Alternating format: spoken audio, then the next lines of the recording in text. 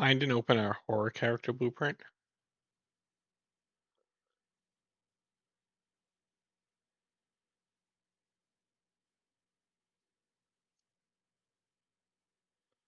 Tell me about the replication settings on the different variables.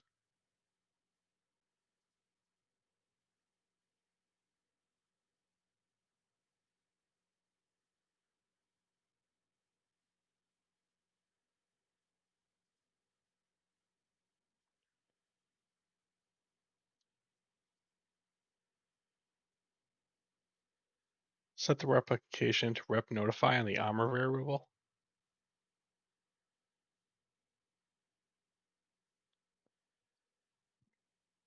Add a new health variable with a default value of 75 and set its replication to rep notify.